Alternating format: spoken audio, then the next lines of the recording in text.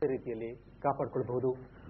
ನಮ್ಮ ದೇಹಕ್ಕೆ ರೋಗಗಳು ಬಂದರೆ ನಾವು ಏನು ಮಾಡಬೇಕು, ತಜ್ಞರನ್ನು ಯಾವಾಗ ಸಂಪರ್ಕಿಸಬೇಕು, ಈ ಎಲ್ಲ ವಿಚಾರಗಳ ಬಗ್ಗೆ, ಮುಖ್ಯವಾಗಿ ನಮ್ಮ ದೇಹದ ಆರೋಗ್ಯದ ಬಗ್ಗೆ ನೀವು ನೇರವಾಗಿ ಪ್ರಶ್ನೆಗಳನ್ನು ಕೇಳಿ ನಿಮ್ಮ ಸಂದೇಹಗಳನ್ನು ಈ ಮೂಲಕ ಪರಿಹರಿಸಿಕೊಳ್ಳಬಹುದು. ನೀವು ನಮಗೆ ಕರೆ ಮಾಡಬೇಕಾದ ನಮ್ಮ ದೂರವಾಣಿ ಸಂಖ್ಯೆಗಳನ್ನು ಗಮನಿಸಿ. 24001227 ಮತ್ತು 24000727 2400 ಮತ್ತು 2400 STD ಕೋಡ್ ಸಂಖ್ಯೆ 0824. ವೀಕ್ಷಕರೇ, ನಿಮ್ಗೆ ಗೊತ್ತಿದೆ ನಮ್ಮ ದೇಹದ ಆರೋಗ್ಯದ ಬಗ್ಗೆ, ಈ ದೇಹ ಮತ್ತೆ ಮನಸ್ಸು ಅನ್ನೋದನ್ನ ಬಹಳಷ್ಟು ಜನ ಬೇರೆ ಬೇರೆ ಅಂತ ತಿಳ್ಕೊಂಡಿದ್ದಾರೆ. ದೇಹಕ್ಕೆ ರೋಗ ಬಂದ್ರೆ ತಜ್ಞರನ್ನ ಭೇಟಿಯಾಗಬಹುದು, ಅದಕ್ಕೆ ಬೇಕಾದ ಚಿಕಿತ್ಸೆಯನ್ನು ಪಡ್ಕೊಳ್ಬಹುದು ಅಂತ. ಆದ್ರೆ ಮನಸ್ಸಿಗೆ ರೋಗ ಬಂದ್ರೆ ಏನ್ ಮಾಡಬಹುದು ಅನ್ನೋ ಸಂಶಯ ನಿಮ್ಮೆಲ್ಲರಲ್ಲಿರಬಹುದು. ಇದಕ್ಕೆಲ್ಲ ಉತ್ತರ ಇಲ್ಲಿದೆ ನೋಡಿ. ಇವತ್ತು ಗೀಳು ರೋಗ, ಗೀಳು ಮನೋರೋಗ ಅಂದ್ರೆ ಏನು, ಈ ಮನಸ್ಸಿಗೆ ಬಂದಂತ ರೋಗವನ್ನ ಹೇಗೆ ತಡೆಗಟ್ಟಬಹುದು ಅನ್ನೋ ವಿಚಾರದ ಬಗ್ಗೆ ನೀವು ನೇರವಾಗಿ ತಜ್ಞರಲ್ಲಿ ಮಾತನಾಡಿ. ಇವತ್ತು ನಿಮ್ಮ ಪ್ರಶ್ನೆಗಳಿಗೆ ಉತ್ತರಿಸಲಿಕ್ಕೆ ನಮ್ಮ ಟಿವಿ ಸ್ಟುಡಿಯೋದಲ್ಲಿ ಮಂಗಳೂರಿನ KMC ಆಸ್ಪತ್ರೆಯ ಮನೋಶಾಸ್ತ್ರ ವಿಭಾಗದ associate professor doctor Keshav Pai ಅವರಿದ್ದಾರೆ. ಡಾಕ್ಟರ್ ನಮಸ್ಕಾರ, ಕಾರ್ಯಕ್ರಮಕ್ಕೆ ಸ್ವಾಗತ. ಡಾಕ್ಟರ್, ಮುಖ್ಯವಾಗಿ ನೀವು ಬಹಳಷ್ಟು ವಿಚಾರಗಳನ್ನು ತಿಳಿಸಬೇಕು. ಅನೇಕರಿಗೆ ಕೆಲವು ವಿಚಾರಗಳು ಗೊತ್ತಿಲ್ಲ. ಈಗ ಮನಸ್ಸಿಗೆ ಬಂದ ಕಾಯಿಲೆಗಳು, ನಾವು ಹೇಳೋ ಪ್ರಕಾರ ಈ ಗೀಳು ರೋಗ ಅಂತ ಹೇಳ್ತೀವಿ ಸಾಮಾನ್ಯವಾಗಿ. ಈ ಗೀಳು ರೋಗ ಅಂದ್ರೆ ಏನು ಅನ್ನೋದನ್ನು ಸ್ವಲ್ಪ ಹೇಳ್ತೀರಾ ಡಾಕ್ಟರ್? ಖಂಡಿತವಾಗಿ. ಇಂದಿನ ವೀಕ್ಷಕರಿಗೆ ನಾನು ಹೇಳೋದೇನೆಂದ್ರೆ, ಮುಖ್ಯವಾಗಿ ನಾವು ತಿಳ್ಕೊಳ್ಬೇಕಾಗಿರೋ ವಿಚಾರ ಗೀಳು ರೋಗ. ಇದನ್ನ ಇಂಗ್ಲಿಷ್ ಅಲ್ಲಿ ಹೇಳೋದಾದ್ರೆ ಒಬ್ಸೆಸಿವ್ ಕಂಪಲ್ಸಿವ್ ಡಿಸಾರ್ಡರ್, OCD ಅಂತ ಶಾರ್ಟ್ ಫಾರ್ಮ್ ಅಲ್ಲಿ ಹೇಳ್ತೇವೆ. ಇದು ಒಂದು ತರದ ಆತಂಕ ರೋಗ ಅಂತ ಹೇಳ್ಬೋದು. ನಮ್ಮ ಮನಸ್ಸನ್ನು ಕಾಡುವ, ನಮ್ಮನ್ನು ಒಂದು ವಿಚಿತ್ರ ರೀತಿಯ ಒಂದು ಭಾವನೆಗೆ ಒಳಪಡಿಸುವಂತಹ ಒಂದು ಆತಂಕದ ಕಾಯಿಲೆ ಇದು, ಒಬ್ಸೆಸಿವ್ ಕಂಪಲ್ಸಿವ್ ಡಿಸಾರ್ಡರ್ ಅಂತ. ಓಕೆ ಡಾಕ್ಟರ್, ಈಗ ನೀವು ಗೀಳು ರೋಗ ಅನ್ನೋದು ಏನು ಅಂತ ಹೇಳಿಕೊಟ್ರಿ. ಈ ಗೀಳು ರೋಗ ಒಬ್ಬರಿಗೆ ಇದೆ ಅಂತ ಅವ್ರಿಗೆ ಹೇಗೆ ಗೊತ್ತಾಗುತ್ತೆ? ಮುಖ್ಯವಾಗಿ ಈ ರೋಗದ ಲಕ್ಷಣಗಳೇನು?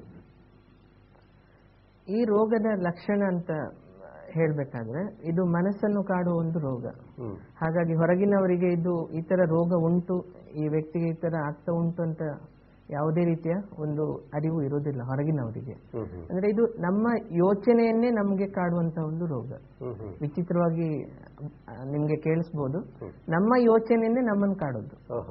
ಒಂದು ಉದಾಹರಣೆ ಕೊಡ್ಬೇಕಾದ್ರೆ, ಸಾಮಾನ್ಯವಾಗಿ ನಾವು ಈಗ ಆಫೀಸ್ ಹೋಗ್ತೇವೆ, ಮನೆ ಬಿಟ್ಟು ಹೋಗ್ತೇವೆ, ಮನೆಗೆ ಬೀಗ ಹಾಕಿ ಹೋಗ್ತೇವೆ. ನಮ್ಗೆ ಒಂದು ಸಂಶಯ ಬರುತ್ತೆ, ನಾನು ಬೀಗ ಹಾಕಿದ್ನೋ ಇಲ್ವೋ. ಈಗ ನಾವು ಕಾರ್ ಬಿಟ್ಟು ಆಫೀಸ್ ಹೋಗ್ತೇವೆ, ಕಾರ್ ಲಾಕ್ ಮಾಡಿದ್ನೋ ಇಲ್ವೋ, ಸಂಶಯ ಬರುತ್ತೆ. ಇದು ಸಹಜವಾದ ಸಂಶಯ. ಯಾವಾಗ ಮನುಷ್ಯನಿಗೆ ಗೀಳು ರೋಗ ಉಂಟು, ಅವನಿಗೆ ಆ ಸಂಶಯ ಪದೇ ಪದೇ ಕಾಡ್ತದೆ.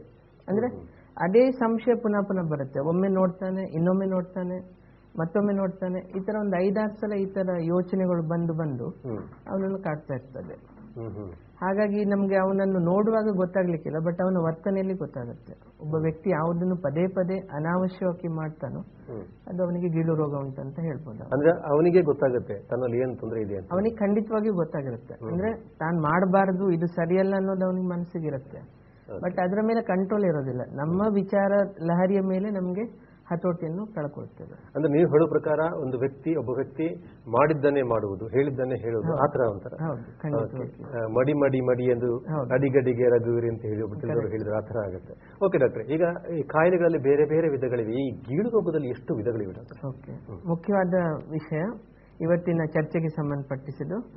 ಗೀಳು ರೋಗದಲ್ಲಿ ನಾವು ಅವರನ್ನು ಒಂದು 3-4 ತೆರನಾಗಿ ವಿಂಗಡಿಸಬಹುದು.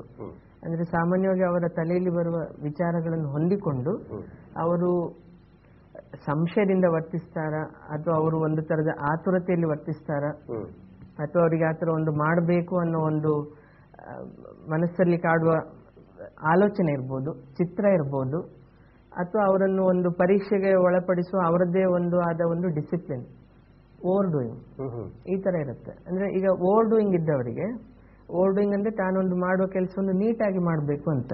ಖಂಡಿತವಾಗಿಯೂ ನೀಟ್ನೆಸ್ ಇರಲೇಬೇಕು, ಪ್ರತಿಯೊಬ್ಬ ವ್ಯಕ್ತಿಯು ನೀಟಾಗಿರ್ಬೇಕು.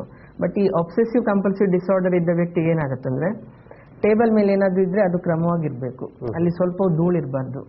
ಒಮ್ಮೆ ಧೂಳು ಒರೆಸ್ತಾನೆ, ಪುನಃ ಇನ್ನೊಂದೇನೋ ಅದು ಸಿಮೆಟ್ರಿ ಸ್ವಲ್ಪ ಹೆಚ್ಚು ಕಡಿಮೆ ಆದ್ರೆ ಸರಿ ಇಲ್ಲ ಅಂತ. ಅದರಿಂದ ಅವನಿಗೆ ಒಳಗಡೆನೆ ಒಂದು ಆತಂಕ ಶುರುವಾಗುತ್ತೆ. ಅಂದ್ರೆ ಈ ತರ ಮಾಡ್ಲಿಲ್ಲ ಆದ್ರೆ ಏನೋ ಒಂದು ವಿಚಿತ್ರವಾದ ಪರಿಣಾಮ ಆಗುತ್ತೆ, ತಾನಿಗೆ ಈ ತರ ಮಾಡ್ಲಿಲ್ಲ ಅಂದ್ರೆ ತನ್ನ ಮಗನಿಗೇನೋ ಆಗ್ಬೋದು, ಒಂಥರ ಒಂದು ಅಸಂಬದ್ಧ.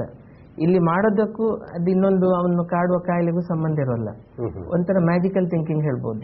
ಅಂದ್ರೆ ನಾನು ಈ ತರ ಮಾಡ್ಲಿಲ್ಲ ಅಂದ್ರೆ ಯಾರಿಗೇನೋ ವಿಪತ್ತು ಬರುತ್ತೆ, ಆಪತ್ತು ಬರುತ್ತೆ, ಈ ತರ ಸಂಶಯ ಬರುತ್ತೆ. ಈ ತರ ಮನಸ್ಸಲ್ಲೇ ಕಾಡುವ ಒಂದು ನೀಟ್ನೆಸ್ ಬಗ್ಗೆ ಇರ್ಬೋದು, ನೀಟಾಗಿರ್ಬೇಕು, ಕ್ರಮಬದ್ಧವಾಗಿ ಇರ್ಬೇಕು ಅಂತ ಇರ್ಬೋದು.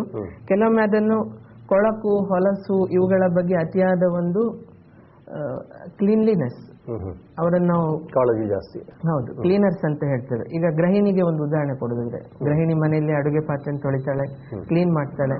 ಈ ಕಾಯಿಲೆ ಇದ್ದವರಿಗೆ ಫುಲ್ ಟ್ಯಾಂಕ್ ನೀರು ಬೇಕಾಗ್ಬೋದು. ಅಂದ್ರೆ ಪಾತ್ರೆಗಳನ್ನು ತೊಳೆದದ್ದು, ಕ್ಲೀನ್ ಮಾಡಿದ್ದು, 5-6 ಸಲ ಸೋಪ್ ಹಾಕೋದು, ಪುನಃ ತಿಕ್ಕೋದು, ಸ್ಯಾಟಿಸ್ಫ್ಯಾಕ್ಷನ್ ಇಲ್ಲ. ಎಲ್ಲಿಯೋ ಒಂದು ಹುಳುಕಿರ್ಬೋದು, ಅಥವಾ ಅದರಿಂದ ಏನಾದ್ರು ಜಂತು ಬರ್ಬೋದು, ಆರೋಗ್ಯದಲ್ಲಿ ಏನಾದ್ರು ಏರ್ಪೇರ್ ಆಗ್ಬೋದು, ಕಾಯಿಲೆ ಬರ್ಬೋದು, ವಿಷ ಜಂತು, ಅಥವಾ ಏನಾದ್ರು ತಿಂದದ್ದು ಕ್ಲೀನ್ ಮಾಡಲಿಲ್ಲ ಅನ್ನೋ ಒಂದು ಸಂಶಯ ಬರುತ್ತೆ. ಈ ತರ ಕೊಳಕು, ಹೊಲಸುಗಳ ಬಗ್ಗೆ ಅತಿಯಾದ ಒಂದು ಕಾಳಜಿ ಇರ್ಬೋದು. ನಾನು ಮೊದಲು ಹೇಳಿದ್ದು ವಿಶೇಷವಾದ ಒಂದು ನೀಟ್ನೆಸ್ ಇರೋದು. ಡಾಕ್ಟರ್, ಒಂದು ನೇರ ಕರೆ ನಿಮ್ಮ ಹತ್ರ ಮಾತಾಡಲಿಕ್ಕೆ ಆಯ್ತಾ ಇದ್ದಾರೆ ಅವರು. ಹಲೋ ಹಲೋ, ನಮಸ್ತೆ. ನಮಸ್ಕಾರ. ನಾನು ಪಿ ರಾಮಕೃಷ್ಣ ರಾವ್ ಅಂತ ಹೇಳಿ ಸರ್. ಕಾವಲಿಂದ ಮಾತಾಡೋದು. ಡಾಕ್ಟರ್ ನಮಸ್ಕಾರ.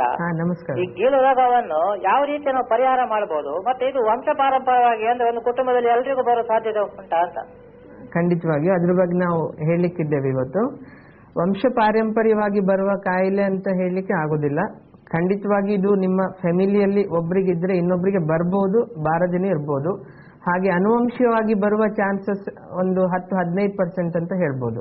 ಅಂದ್ರೆ ತಂದೆಗೆ ಗೀಳು ರೋಗ ಇದ್ರೆ ಮಗನಿಗೆ ಬರಲೇಬೇಕಂತಿಲ್ಲ, ಅವನ ಮೊಮ್ಮಗನಿಗೆ ಬರ್ಬೋದು. ಹೀಗೆ ಅನುವಂಶೀಯವಾಗಿ ಒಂದು ಜನರೇಷನ್ ಅಲ್ಲಿ ತಪ್ಪಿ ಹೋದ್ರು ಇನ್ನೊಬ್ಬರಿಗೆ ಬರ್ಬೋದು. ಅನುವಂಶೀಯತೆಯ ಕಾರಣದಿಂದ ಬರೋದು ಒಂದು 10-15% ಅಂತ ಹೇಳ್ಬೋದು. ಅಂದ್ರೆ ಅವರು ಒಳ್ಳೆ ಪ್ರಶ್ನೆಯನ್ನು ಕೇಳಿದ್ದಾರೆ. ಸಾಮಾನ್ಯವಾಗಿ ಅನೇಕ ಕಾಯಿಲೆಗಳು ವಂಶ ಪಾರಂಪರ್ಯವಾಗಿ ಬರುತ್ತಲ್ಲ, ಹಾಗೆ ಅವರಿಗೆ ಅದರ ಬಗ್ಗೆ ಸಂದೇಹ ಇತ್ತು. ಧನ್ಯವಾದಗಳು ಕರೆ ಮಾಡಿದ್ದಕ್ಕೆ. ಡಾಕ್ಟರ್, ನೀವು ಹೇಳ್ತಾ ಇದ್ರಿ ಹಾಗ ಈ ಮಾಡಿದ್ದನ್ನೇ ಮಾಡುವುದು, ಅತಿಯಾದ ಕಾಳಜಿ, ಓವರ್ ಡಿಸಿಪ್ಲಿನ್ ಅಂತ ನಾವು ಓವರ್ ಡಿಸಿಪ್ಲಿನ್. ಈಗ ಅದರಲ್ಲಿ ಇನ್ನೊಂದು ಟೈಪ್ ಹೋಗುದಾದ್ರೆ, ಮನಸ್ಸಿಗೆ ಬರುವ ಕೆಲವು ವಿಚಾರಗಳಲ್ಲಿ ಆಕ್ರಮಣಕಾರಿ ವಿಚಾರ ಬರೋದು, ಅದು ಒಂದು ತರದ ಆಬ್ಸೆಷನ್, ಕ್ರಿಮಿನಲ್ ಮೈಂಡ್ ಆತರ. ಹೌದು. ಅಂದ್ರೆ ಈಗ ಪುನಃ ಒಂದು ಮನೆಯ ಉದಾಹರಣೆ ಕೊಡ್ಬೇಕಾದ್ರೆ, ಒಂದು ಚಾಕು ಇರುತ್ತೆ, ಒಂದು ಕತ್ರಿ ಇರುತ್ತೆ. ತಾಯಿಗೆ ಅದ್ ನೋಡುವಾಗ ನಾನೇನೋ ಮಗುಗೆ ಹಾಕ್ಬಿಡ್ತೀನಿ ಅನ್ನೋ ಒಂದು ಸಂಶಯ. ನಿಜವಾಗಿ ಅವಳು ಹಾಕೋದಿಲ್ಲ. ಅವಳ ಭಯ ಅವಳನ್ನು ಕಾಡೋದೇನೆಂದ್ರೆ, ಇದನ್ನ ನಾನು ಹಾಕಿ ಏನಾದ್ರೂ ಒಂದು ಮಗುವಿನ ಜೀವಕ್ಕೆ ಅಪಾಯ ಬರ್ಬೋದು, ಮಗುವನ್ನು ನಾನು ಕೊಲೆ ಮಾಡ್ಬೋದು. ಈ ತರ ಗೃಹಿಣಿಯರು ನಿಜವಾಗಿ ಅವ್ರು ಇರ್ಬೇಕಾಗಿರೋದು ಈ ತರ ಕಿಚನ್ ಅಲ್ಲಿ ಕೆಲಸ ಮಾಡ್ಲೇಬೇಕು. ಅಲ್ಲಿ ಸಿಸರ್, ಚಾಕು ಎಲ್ಲ ಇದ್ದೇ ಇರುತ್ತೆ. ಬಟ್ ಈ ತರ ಗೀಳು ರೋಗ ಇದ್ದ ಹೆಂಗಸಿಗೆ ತನ್ನ ಮಾಡುವ ಕೆಲಸದಲ್ಲಿ ತನ್ಮಯತೆಯಿಂದ ಮಾಡ್ಲಿಕ್ಕೆ ಆಗೋದಿಲ್ಲ. ಇದು ಇನ್ನೊಂದು ತರದ ಆಕ್ರಮಣಕಾರಿ ಅಥವಾ